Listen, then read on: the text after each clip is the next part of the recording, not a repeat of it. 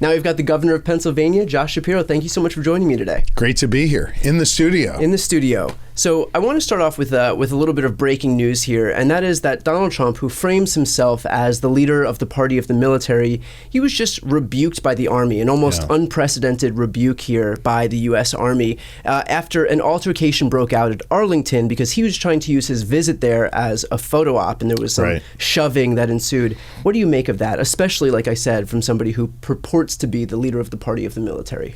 Look, I think it's more of the same from Donald Trump, someone who doesn't show the kind of respect to the military that our men and women in uniform deserve. It's just another example of him making it about himself as opposed to the service and sacrifice, in this case, true sacrifice of others. This is what I think many people have come to expect of Donald Trump.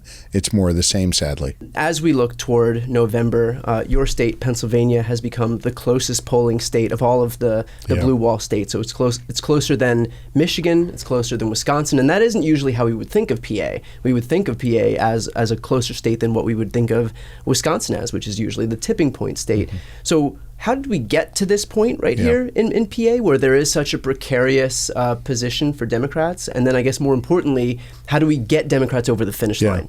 This may actually be the one issue Kamala Harris and Donald Trump agree on, that Pennsylvania will determine who the next president is. And as you correctly stated, I think polls have been a little bit all over the place, but in effect, we have a tied race. I think that's the basic sentiment. Pennsylvania is a wonderful, wonderful state and an incredibly complex state to win in and, of course, to govern in. I couldn't be more proud to serve as the governor and to have earned the votes not just of Democrats, but Republicans and independents as well, who've propelled me to victory each time I've run for office. I think in this case, if you sort of think of it in football terms, everybody's marched 49 yards down their side of the field. That last yard and a half to get to the other side is hard. Here's why I'm optimistic right now. Kamala Harris is making clear that she gets how to win Pennsylvania. Let me give you just one example of that. The week before the DNC, she came to Pennsylvania. And she didn't go to Philly or Pittsburgh. And let me be really clear. I love Philly and Pittsburgh, and they're an incredibly important part of our Commonwealth. But she went to a county you've probably never heard of, Beaver County, in the southwestern corner of our state. Kind of think the wedge between Ohio and West Virginia in that area. The liberal bastion. But this rural community appreciates when people respect them, when they show up in their neighborhoods. And there she came to talk about cutting costs. She came to talk about economic challenges and what a Harris administration would do to improve their lives. That tells me that she understands, it's going to be hard to get that last yard and a half, but she's doing the right things to be able to do that. It's a tough state. It's a wonderful state. And I'm really optimistic. I think Kamala Harris has the momentum and is moving in the right direction and showing signs that she clearly understands how to campaign in our Commonwealth. One thing that brings to mind is the fact that Kamala Harris and Tim Walz are opening up field offices across the state. And I believe there are more than a dozen in Pennsylvania thus far. Way more. And so if you contrast that to what Donald Trump has opened up in PA, where I think it was just less than what you can count on one hand, where is all the money going in the Trump campaign? And can you talk about the fact that we are seeing such a disparity in the actual ground game between the two campaigns? Look, I don't know what the hell Donald Trump's doing with his money. And I've seen some nice handbags that Alina Habba is walking around with. They're selling Bibles or whatever too. Bibles, NFTs, shoes. And look, I mean, we can make light of it. He's got some intensity behind his campaign. But what I've seen over the last 4 or 5 weeks with Kamala Harris is just extraordinary energy. People who were likely going to vote for Joe Biden are now not only voting for Kamala Harris, but they're also taking lawn signs, putting them on their lawn. They're signing up for shifts to make calls and send texts and knock on doors. That matters in a campaign when you've got people enthusiastic to support you. Look, the other thing that's really key in our Commonwealth is not just winning the votes of people of your own party, but winning independents and winning people who are like-minded in the other party.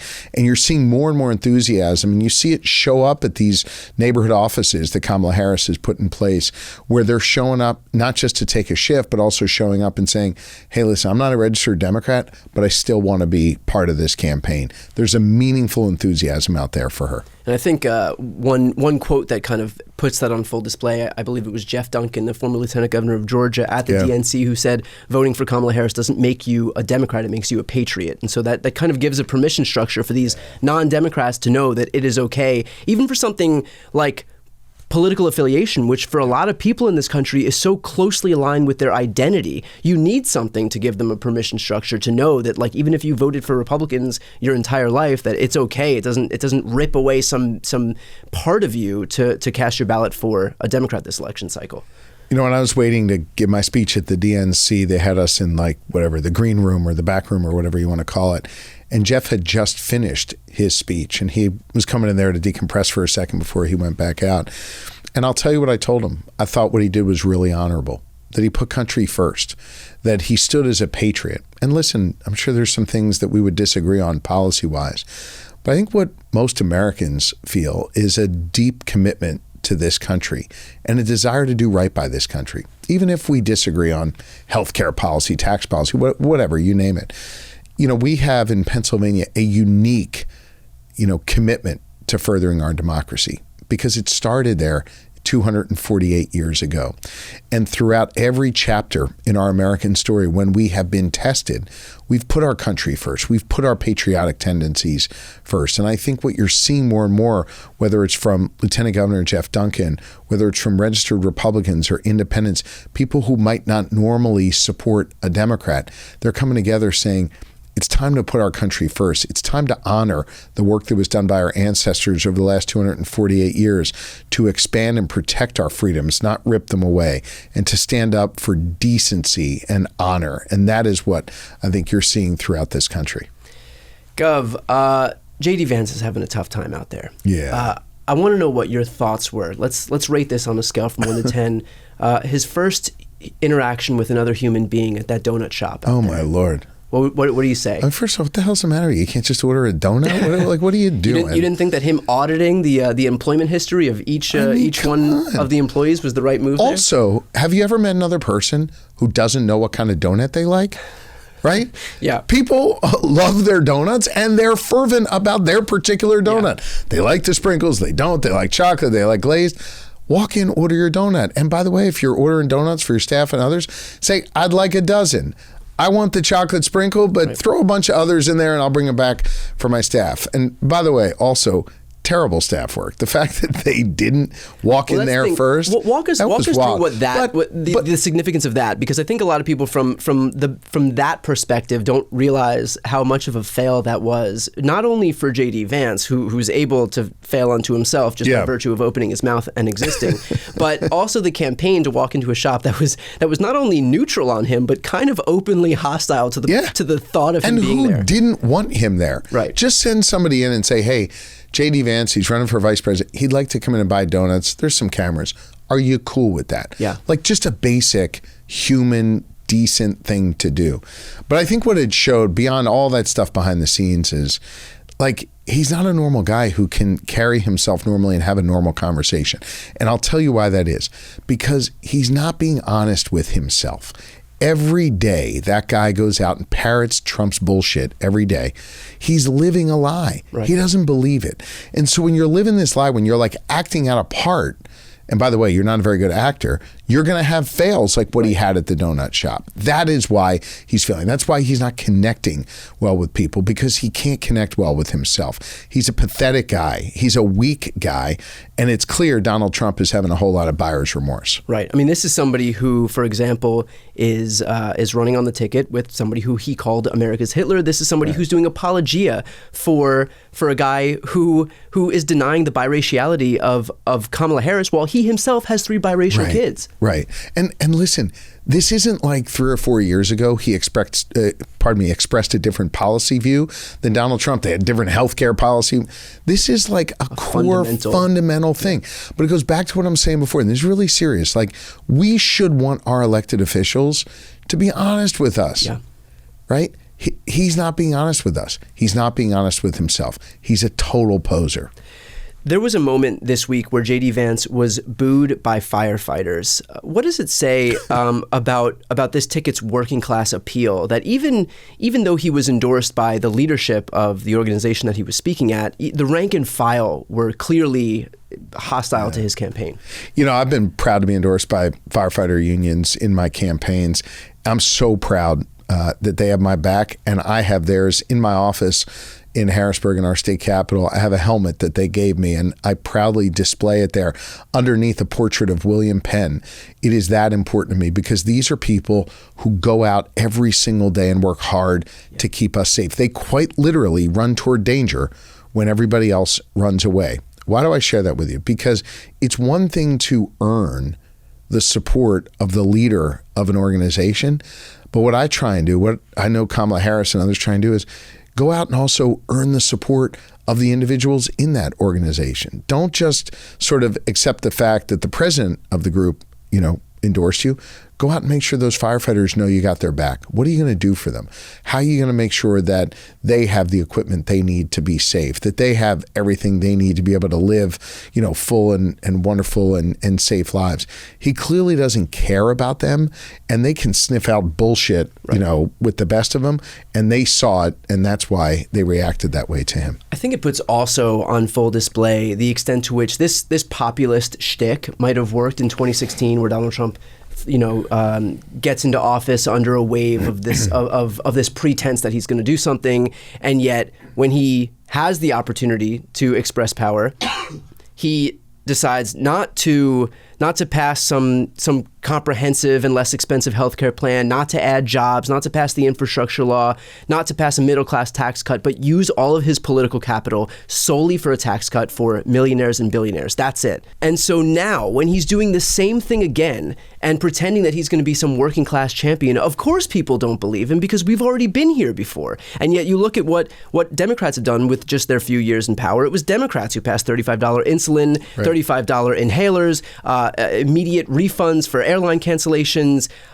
eliminating junk fees at banks, right, rural broadband with the infrastructure law, brought back 800,000 manufacturing jobs. So on issue after issue after issue, on all of the metrics, Democrats are actually showing that they're there to work for working class Americans, while Republicans just do this shtick once every 4 years to get into office. Yeah, and the shtick is getting old. Look, it's getting old when firefighters boo J.D. Vance, when a whole lot of folks realize the empty promises Donald Trump made back in 2015, 2016, never followed through on during his 4 years in the White House.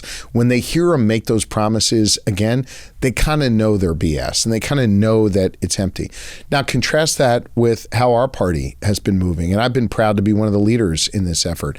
My first day in office, I signed an executive order doing away with the college degree requirement for 92% of state government jobs, opening up the doors of opportunity for people, not based on an arbitrary degree requirement, but whether they had the skills in the military, in a trade union, you name it, to do the job.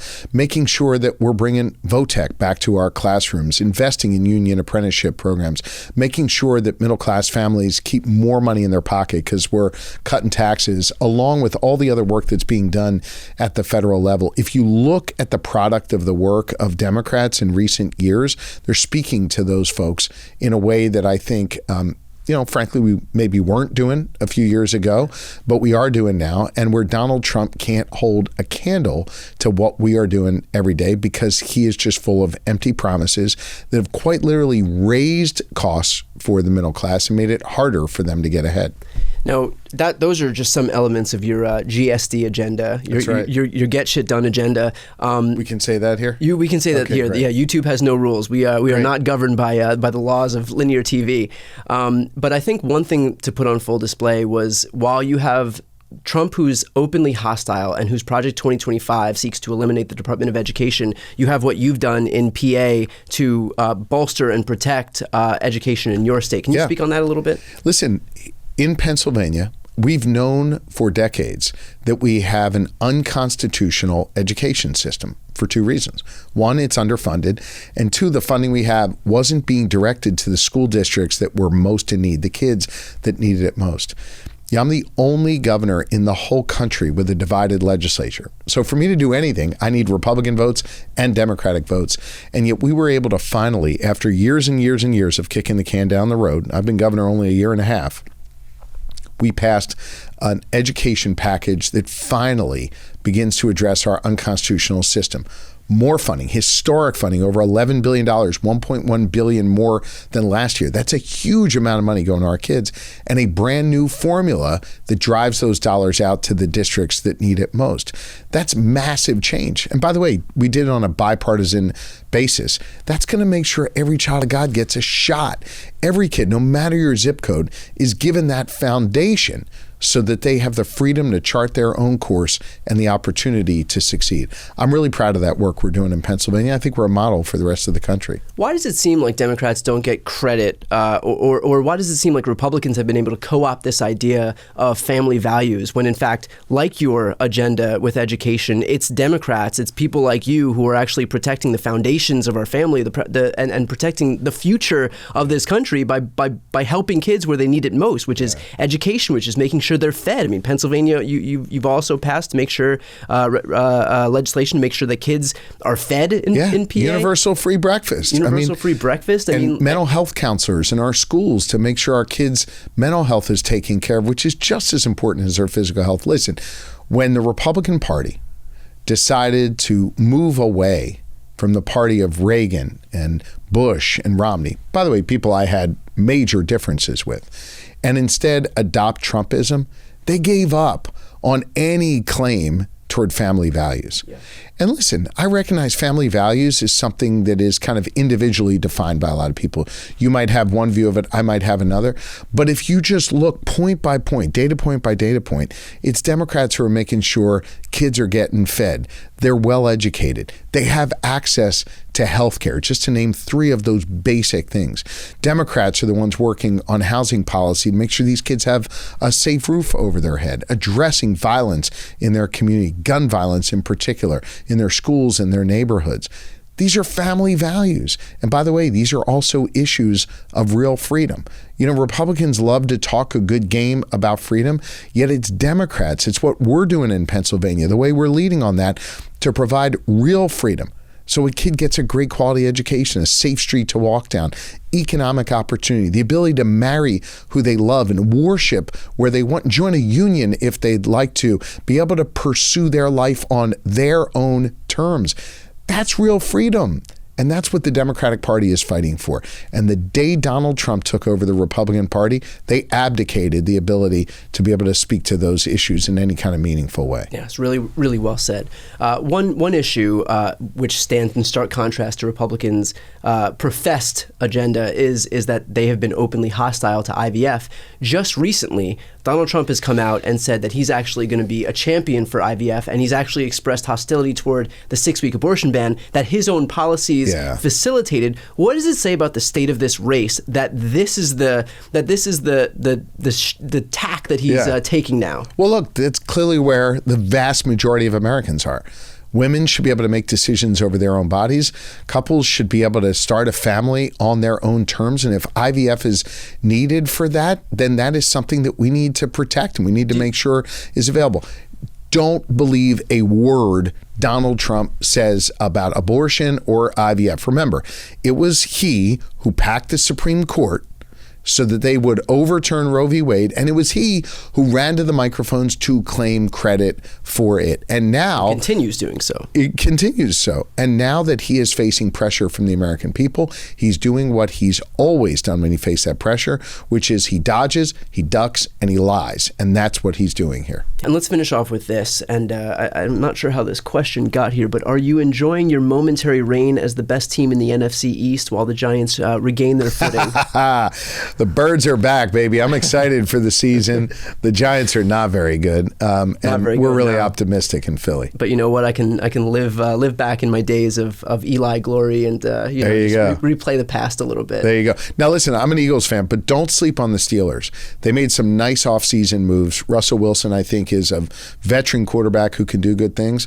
I'm looking at 2 strong football teams in Pennsylvania this year. Any recommendations for me as I head to fantasy draft this weekend?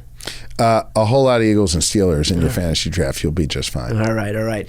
Governor Shapiro, thank you so much for taking the time. Hey, awesome to be with you. And thanks for using your platform to promote democracy and freedom. It really, really matters. We appreciate you.